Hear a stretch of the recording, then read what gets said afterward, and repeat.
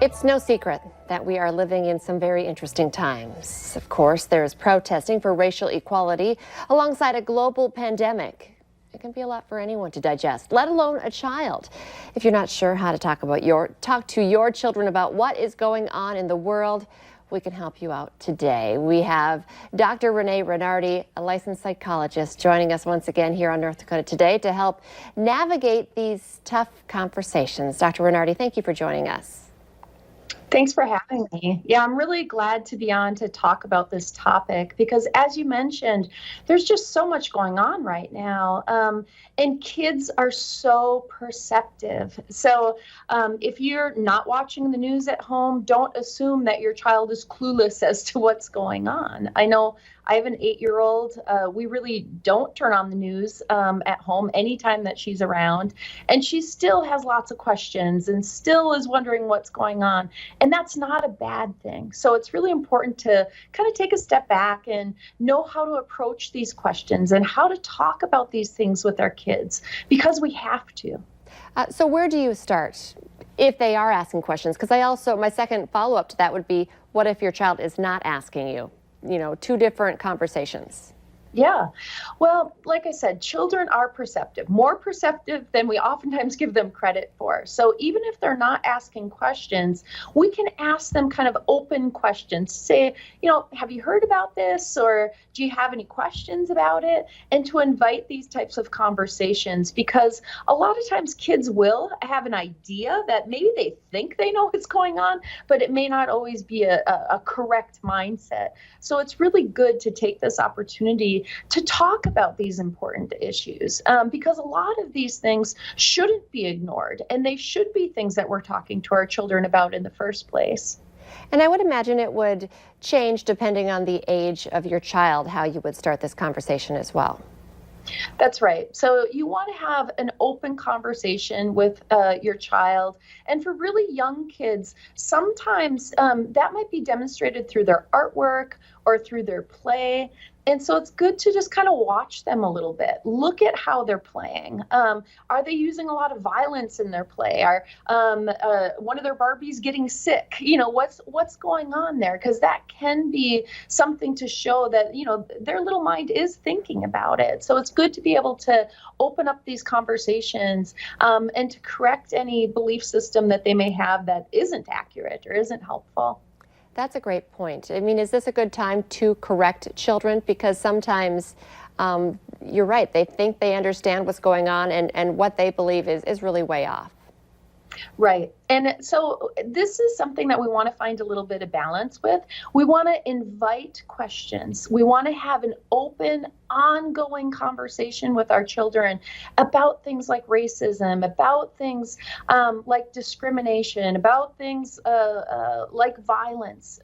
There's so much going on, with the world pandemic. What does that mean? I know my daughter last night just kind of casually brought up, she's like, oh yeah, the COVID apocalypse. And I said, okay, do you know what apocalypse means? What do you think about that? Rather than jumping on it and making it a taboo conversation, we want to explore those conversations with our kids. So to be able to use this as an opportunity to maybe look at some resources, talking about history, being able to invite this kind of open conversation is so important for our families and for our communities. So that's interesting, as you talked about, and I have an 8-year-old as well. How about if you have a teenager in your house? How does the message change? Well, I think it's something that they're going to be able to understand a little bit more. They've also had other experiences too. And we want to encourage a variety of experiences in our kids. I know it's something that we tend to shy away from sometimes, like if something's new or different, it can feel scary. Or like I said, conversations do become taboo, whether we're talking about sexual issues, whether we're talking about racial issues, whether we're talking about any type of violence or things that they may be witnessing either on the news or even in their life, what they're seeing in the neighborhood, or when they do go back to school, things that they're maybe more aware of now, and to be able to identify discrimination and to know how to approach things when we do see it, when we know something isn't quite right. How do we talk about that? How do we stand up for our classmates, ourselves? And so those are really important conversations to have, especially with older children.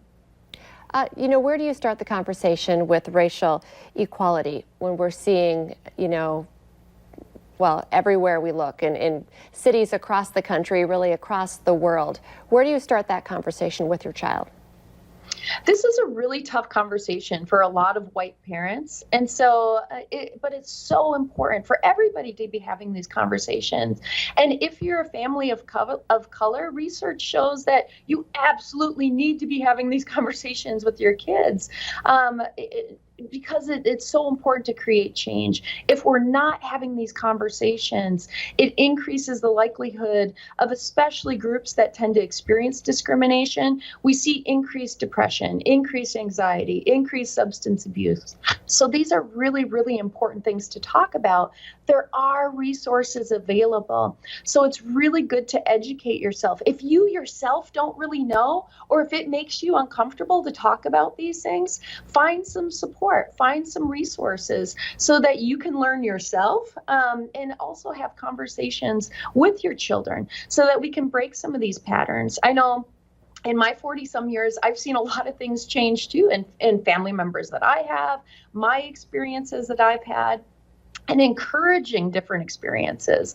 I'm so grateful that I went to graduate school in Washington, D.C., and I worked in Anacostia, Southeast D.C. for 2.5 years, and things that would have been really scary for me before because I was unfamiliar. Now there's something that I'm so grateful that I had those experiences with diversity, and it makes the world a better place. And we want to provide those same types of opportunities for our children too. So with not only with race, but with people who experience disabilities, with people of different ages.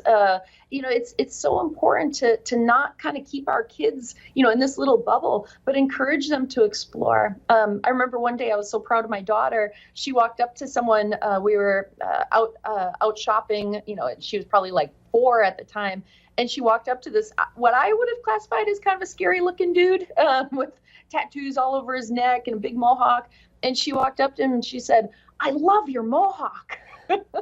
Because she appreciated his differences. And I remember thinking, wow, that's great that she has that she wasn't afraid because he looked different, but she was curious and liked it. So, I love that story. Those are the types of things that we want to try to encourage within our kids. Sometimes we can learn a lot from our kids. It's not just always us teaching them. And a great point, racism, you're not born like that, you're taught that. So a great conversation, a great starting point. Dr. Renee Bernardi, always great advice. Don't be scared to have that conversation. And like you said, if you need help, please ask for help. It's an important time in history. Thank you so much for your time. Stay with us. Coming up next here on North Dakota Today, we're continuing this conversation. Tough conversation sometimes, but an important one that's happening in a lot of homes across the country. We're going to talk about the talk between Black parents and their children next.